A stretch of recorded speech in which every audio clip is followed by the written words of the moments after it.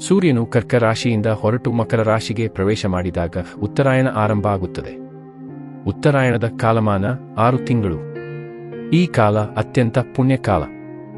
ಸೂರ್ಯನು ಈ ಸಮಯದಲ್ಲಿ ಉತ್ತರ ದಿಕ್ಕಿನಲ್ಲಿ ಸಂಚರಿಸುವುದಲ್ಲದೆ ಭೂಮಿಗೆ ಹತ್ತಿರವಾಗಿರುತ್ತಾನೆ.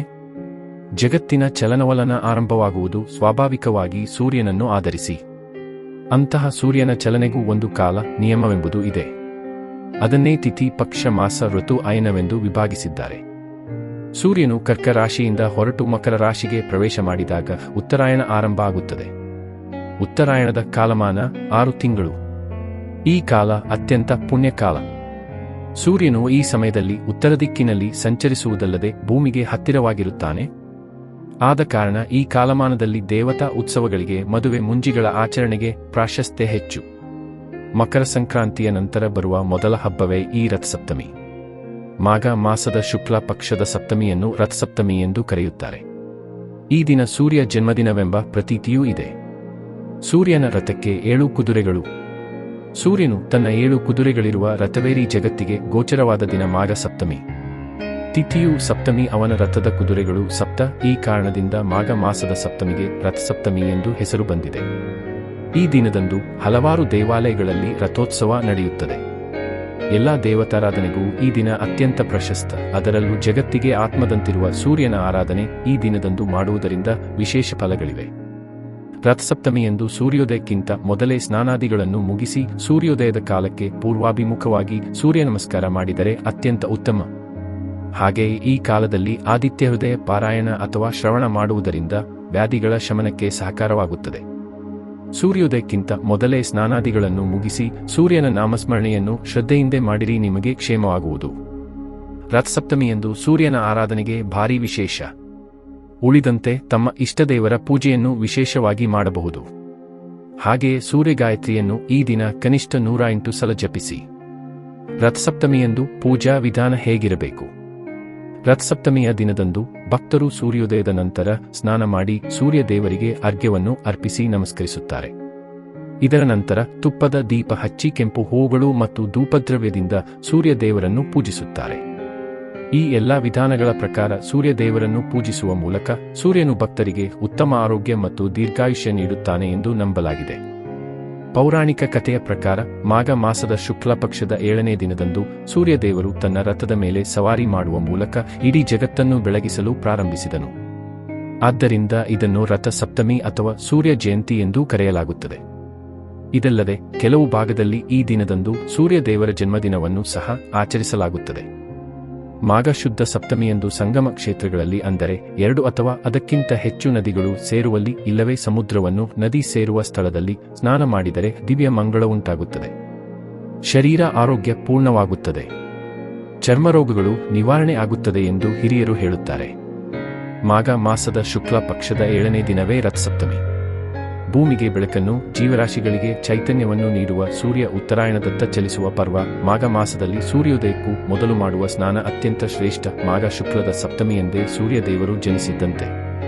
ಅಂದು ಪ್ರಥಮ ಸೂರ್ಯ ಕಿರಣಗಳು ಸಂಗಮವಾಗುವ ಜಲದ ಮೇಲೆ ಬಿದ್ದಾಗ ಅದು ದಿವ್ಯಶಕ್ತಿಯಿಂದ ಕೂಡಿದ ತೀರ್ಥವಾಗುತ್ತದೆ. ಆ ತೀರ್ಥದಲ್ಲಿ ಮಾಡುವ ಸ್ನಾನಕ್ಕೆ ಅಂತಃಶಕ್ತಿ ಇರುತ್ತದೆ ಎಂಬುದು ಹಲವರ ನಂಬಿಕೆ. ಪುರಾಣಗಳ ಪ್ರಕಾರ ಸೂರ್ಯಗ್ರಹಣದ ದಿನದಂತೆ ಮಾಘಶುದ್ಧ ಸಪ್ತಮಿ ಅರುಣೋದಯ ಕಾಲದಲ್ಲಿ ಕೂಡ ಸ್ನಾನ ಮಾಡಿ ಅರ್ಘ್ಯ ಪ್ರದಾನ ಮಾಡಿದರೆ ಆರೋಗ್ಯ ಸಂಪತ್ತುಗಳು ಇಮ್ಮಡಿಯಾಗುತ್ತವೆ.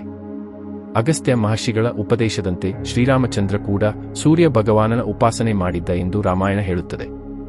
ನೀರಿನಲ್ಲಿ ನಿಂತು ಭಗವಂತನನ್ನು ಪ್ರಾರ್ಥಿಸಿ ರಥಸಪ್ತಮಿಯ ದಿನ ಪುಣ್ಯಪ್ರದವಾದ ಸಂಗಮ ಕ್ಷೇತ್ರದ ನೀರಿನಲ್ಲಿ ನಿಂತು ಸುವರ್ಣ, ರಜತ, ತಾಮ್ರಾದಿ ಲೋಹದ ಅಗಲಬಾಯಿಯ ಪಾತ್ರೆಯಲ್ಲಿ ಪ್ರಕಾಶಿಸುತ್ತಿರುವ ದೀಪವನ್ನು ಶಾಂತಮನಸ್ಸಿನಿಂದ ತಲೆಯ ಮೇಲಿಟ್ಟುಕೊಂಡು ಸೂರ್ಯ ಭಗವಂತನನ್ನು ಮನದಲ್ಲಿ ಧ್ಯಾನಿಸಿದರೆ ಸಕಲ ಪಾಪಗಳು ಪರಿಹಾರವಾಗಿ ಸುಖ, ಶಾಂತಿ, ನೆಮ್ಮದಿಯ ಜೊತೆಗೆ ಆಯುರಾರೋಗ್ಯ ಲಭಿಸುತ್ತವೆ ಎಂಬುದು ನಂಬಿಕೆ.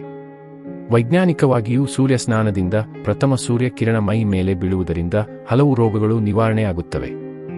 ರಥಸಪ್ತಮಿಯ ದಿನ ಎಕ್ಕದೆಲೆಯಿಂದ ಮೈಯುಜ್ಜಿಕೊಂಡು ಸ್ನಾನ ಮಾಡಿ ರಥಸಪ್ತಮಿಯ ದಿನ ಮುಂಜಾನೆ ಶಿರದ ಮೇಲೆ ಉಭಯ ಭುಜಗಳ ಮೇಲೆ ಒಟ್ಟು 7 ಎಕ್ಕದೆಲೆಯನ್ನು ಇಟ್ಟುಕೊಂಡು ಸ್ನಾನ ಮಾಡುವುದು ಸಂಪ್ರದಾಯ. ಹೀಗೆ ಮಾಡುವುದರಿಂದ 7 ಜನ್ಮದಲ್ಲಿ ಮಾಡಿದ ಪಾಪಗಳು, ರೋಗ, ಶೋಕಾದಿ ಉಪದ್ರವಗಳು ಪರಿಹಾರವಾಗುತ್ತವೆ. ಚುಮುಚುಮು ಕೊರೆಯುವ ಚಳಿ ಕಳೆದು ಬೇಸಿಗೆ ಆರಂಭವಾಗುವ ಋತು ಪರಿವರ್ತನೆಯ ಈ ಅವಧಿಯಲ್ಲಿ ಎಕ್ಕದೆಲೆಯಿಂದ ಮೈಯುಜ್ಜಿಕೊಂಡು ಸ್ನಾನ ಮಾಡಿದರೆ ಬೇಸಿಗೆಯಲ್ಲಿ ಕಾಣಿಸಿಕೊಳ್ಳುವ ಸಿಡುಬು, ಅಮ್ಮ ಇತ್ಯಾದಿ ಚರ್ಮರೋಗಗಳು ಬರುವುದಿಲ್ಲ ಎಂಬುದು ಆಯುರ್ವೇದ ಪಂಡಿತರ ಸಲಹೆ. ರಥಸಪ್ತಮಿ ಈ ದಿನ ಸಪ್ತಲೋಕಕ್ಕೂ ದೀಪಪ್ರಾಯನಾದ ಸೂರ್ಯನ ಜನ್ಮದಿನ. ಮಾಘ ಶುದ್ಧ ಸಪ್ತಮಿಯಂದು ಸಂಗಮ ಕ್ಷೇತ್ರಗಳಲ್ಲಿ ಮಿಂದೆದ್ದರೆ ಸಕಲ ರೋಗಗಳು ನಿವಾರಣೆಯಾಗುತ್ತವೆ. ಹಬ್ಬಗಳು ಪ್ರತಿವರ್ಷ ಬರುತ್ತವೆ ಹೋಗುತ್ತವೆ. ಆದರೆ ಅವುಗಳ ಆಚರಣೆಯ ಹಿಂದಿನ ಗೂಢಾರ್ಥ ವೈಜ್ಞಾನಿಕ ಅಂಶಗಳನ್ನು ಅರಿತಾಗ ಅರ್ಥಪೂರ್ಣ ಆಚರಣೆಯಾಗುತ್ತದೆ. ಯಾವುದೇ ವಸ್ತು ಹಳೆಯದಾದ ಮಾತ್ರಕ್ಕೆ ಬದುಕು ಹಳತಾಗದು. ಅದು ನಿತ್ಯ ನವೀನ. ಹೀಗಾಗಿಯೇ ದೇಹ ಹಳತಾದಂತೆ ಹಳೆಯ ಬಟ್ಟಿ ಕಳಚಿ ಹೊಸದನ್ನು ಧರಿಸಿದಂತೆ ಅದನ್ನು ವಿಸರ್ಜಿಸಿ ಆತ್ಮ ಹೊಸತನ್ನು ಪಡೆಯುತ್ತದೆ ಎಂಬ ನಂಬಿಕೆಯಿದೆ. ಸೂರ್ಯನು ಹಾಗೆಯೇ ಪ್ರತಿವರ್ಷ ರಥ ಬದಲಿಸಿ ತನ್ನ ಕಾರ್ಯವನ್ನು ಚುರುಕುಗೊಳಿಸುತ್ತಾನೆ. ತನ್ಮೂಲಕ ಭುವಿಯ ನಿವಾಸಿಗಳಿಗೆ ಚೈತನ್ಯ ನೀಡುತ್ತಾನೆ.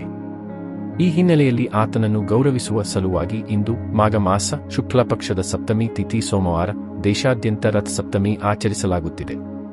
ಆರೋಗ್ಯಂ ಭಾಸ್ಕರಾದಿಚ್ಛೇತ್. ಚಳಿಗಾಲದಲ್ಲಿ ಮುದುಡುವ ಶರೀರ ರಥಸಪ್ತಮಿಯ ಬಳಿಕ ಸೂರ್ಯನ ಶಾಖದಿಂದಾಗಿ ನವಚೈತನ್ಯ ತುಂಬಿಕೊಳ್ಳುತ್ತದೆ. ಆರೋಗ್ಯಂ ಭಾಸ್ಕರಾದಿಚ್ಛೇತ್ ಅಂದರೆ ಸೂರ್ಯ ಆರೋಗ್ಯದಾಯಿ. ವೈಜ್ಞಾನಿಕವಾಗಿಯೂ ಇದು ಸಾಬೀತಾಗಿದೆ.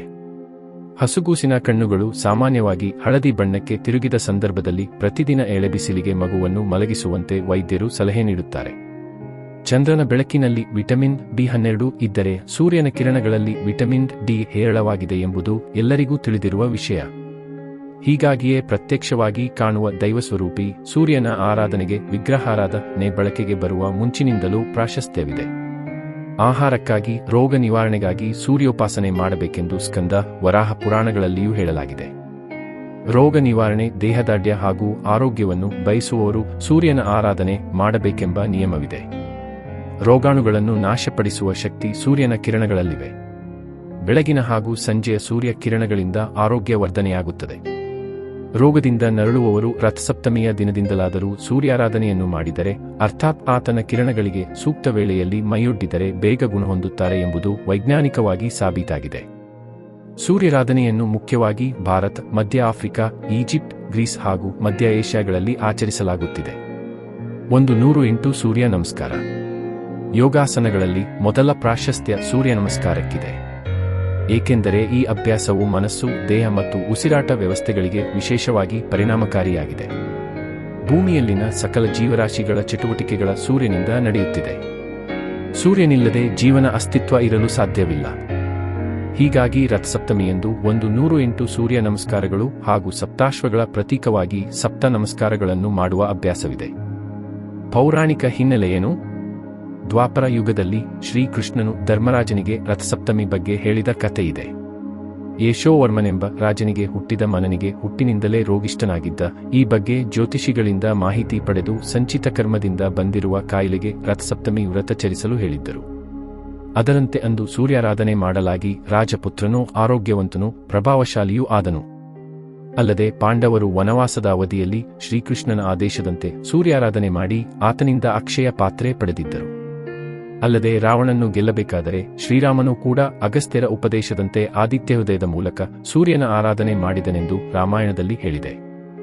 ಸೂರ್ಯಾರಾಧನೆ ಮಾಡಿ ಚಿನ್ನ ನೀಡುವ ಶಮಂತಕಮಣಿ ಪಡೆದ ಸತ್ರಾಜಿತನ ಕತೆ ಹರಿವಂಶದಲ್ಲಿ ಬಂದಿದೆ. ಮಯೂರನೆಂಬ ಕವಿ ಸೂರ್ಯಶತಕವೆಂಬ ಗ್ರಂಥ ಬರೆದು ಕಳೆದುಕೊಂಡ ಕಣ್ಣನ್ನು ಮತ್ತೆ ಪಡೆದನೆಂದು ಹೇಳುತ್ತಾರೆ. ಶ್ರೀರಾಮ ಸೂರ್ಯವಂಶದವನಾದರೆ ಕರ್ಣ, ಸುಗ್ರೀವ, ನವಗ್ರಹಗಳಲ್ಲಿ ಶನಿ ಹಾಗೂ ಯಮ ಸೂರ್ಯನ ಪುತ್ರರಾಗಿದ್ದಾರೆ. ರಥಸಪ್ತಮಿಯಂದು ಸೂರ್ಯೋದಯಕ್ಕೆ ಸರಿಯಾಗಿ ನದಿ, ಸಮುದ್ರ, ಸರೋವರ, ಸಂಗಮ ಮುಂತಾದೆಡೆ ಸ್ನಾನ ಮಾಡಿ ಸೂರ್ಯನಿಗೆ ಅರ್ಘ್ಯ ನೀಡಿದರೆ ಪೂರ್ವ ಜನ್ಮದ ಪಾಪಗಳು ಹಾಗೂ ಈ ಜನ್ಮದ ಸಕಲ ದುಃಖಗಳು ಪರಿಹಾರವಾಗುತ್ತವೆ. ಸೂರ್ಯೋದಯಕ್ಕೆ ಮಾಡುವ ಮಾಘ ಸ್ನಾನ ತುಂಬಾ ಪುಣ್ಯಪ್ರದವಾದುದು. ಆಯುಷ್ಯ, ಆರೋಗ್ಯ ಸಂಪತ್ತು ಲಭಿಸುವುದಲ್ಲದೆ ಸೂರ್ಯನ ಅನುಗ್ರಹ ಪ್ರಾಪ್ತಿಯಾಗುತ್ತದೆಂದು ಪುರಾಣಗಳು ಸಾರಿ ಸಾರಿ ಹೇಳುತ್ತಿವೆ. ಸೂರ್ಯನ ಆರಾಧನೆ ಋಗ್ವೇದದ ಕಾಲದಿಂದಲೂ ಪ್ರಚಲಿತದಲ್ಲಿದೆ. ಪ್ರಾಚೀನ ವೈದಿಕ ಧರ್ಮದಲ್ಲಿ ಸೂರ್ಯನಿಗೆ ಅತ್ಯಂತ ಪ್ರಾಮುಖ್ಯತೆ ಇತ್ತು. ಆತನ ಆರಾಧನೆಯಿಂದಲೇ ಸೌರಪಂಥ ಹುಟ್ಟಿದ್ದು. ಕಾಲಗಣನೆಯಲ್ಲಿ ಸೌರಮಾನ ಎಣಿಕೆ ಇಂದಿಗೂ ಇದೆ. ಇನ್ನು ಭೂರ್ಭುವಸ್ವಃ ಎಂಬ ಗಾಯತ್ರಿ ಮಂತ್ರದಲ್ಲಿನ ಪ್ರತಿಶಬ್ದವು ಸೂರ್ಯನ ಸಾಮರ್ಥ್ಯಗಳನ್ನು ಕೊಂಡಾಡುತ್ತದೆ. ಎಕ್ಕದೆಲೆಯ ಸ್ನಾನ ಸೂರ್ಯನ ಕಿರಣಗಳಲ್ಲಿನ ಸತ್ವಗಳನ್ನು ಹೀರಿಕೊಂಡಿರುವ ಅರ್ಕದೆಲೆ ಅಥವಾ ಎಕ್ಕದೆಲೆಗಳನ್ನು ತಲೆ, ಭುಜ, ಕತ್ತು, ಕಂಕುಳು, ತೊಡೆ, ಪಾದಗಳ ಮೇಲಿರಿಸಿ ಸ್ನಾನ ಮಾಡುವುದು ರಥಸಪ್ತಮಿಯ ವಿಶೇಷತೆಗಳಲ್ಲೊಂದು. ಎಕ್ಕದ ಎಲೆಗಳಿಗೆ ಚರ್ಮಕ್ಕೆ ಸಂಬಂಧಿಸಿದ ಸಮಸ್ಯೆಗಳನ್ನು, ರೋಗಗಳನ್ನು ನಿವಾರಿಸುವ ಸಾಮರ್ಥ್ಯವಿದೆ. ಅಷ್ಟೇ ಅಲ್ಲದೆ ದೇಹದಲ್ಲಿನ ಕಿಲು ನೋವು, ಹಲ್ಲು ನೋವು, ಹೊಟ್ಟೆ ನೋವುಗಳಿಗೂ ಸಹ ಎಕ್ಕದ ಗಿಡ ಅದರ ಎಲೆಗಳಲ್ಲಿರುವ ಔಷಧೀಯ ಅಂಶಗಳಿಂದ ಪರಿಹಾರ ಕಂಡುಕೊಳ್ಳಬಹುದಾಗಿದೆ. ಹೀಗಾಗಿಯೇ ಈ ದಿನ ಎಕ್ಕದೆಲೆಯ ಸ್ನಾನಕ್ಕೆ ಮಹತ್ವ ನೀಡಲಾಗಿದೆ. ದೇವರೆಲ್ಲಿದ್ದಾನೆ ಎಂದು ಪ್ರಶ್ನಿಸುವ ಬದಲು ಪ್ರತ್ಯಕ್ಷವಾಗಿ ಕಾಣುವ ದೈವಿ ಸ್ವರೂಪಗಳಾದ ಯಾವುದೇ ಜಾತಿಭೇದ, ಧರ್ಮದ ಚೌಕಟ್ಟಿಲ್ಲದ ಸೂರ್ಯ, ಚಂದ್ರ, ವೃಕ್ಷ, ಬೆಟ್ಟ, ನದೀನದಗಳ ಆರಾಧನೆಯನ್ನು ನಮ್ಮ ಪೂರ್ವಿಕರು ಆಚರಣೆಗೆ ತಂದಿರುವುದು ಎಷ್ಟೊಂದು ಅರ್ಥಪೂರ್ಣವಾಗಿದೆಯಲ್ಲವೇ? ಈ ವಿಡಿಯೋದಲ್ಲಿ ಎಲ್ಲಾ ಮಾಹಿತಿಯು ಜ್ಞಾನದ ಉದ್ದೇಶವಾಗಿದೆ. ಈ ವಿಡಿಯೋ ಇಷ್ಟವಾದಲ್ಲಿ ಲೈಕ್ ಮಾಡಿ, ಶೇರ್ ಮಾಡಿ ಮತ್ತು ಈ ಚಾನೆಲ್ ಅನ್ನು ಸಬ್ಸ್ಕ್ರೈಬ್ ಮಾಡಿ. ಧನ್ಯವಾದ.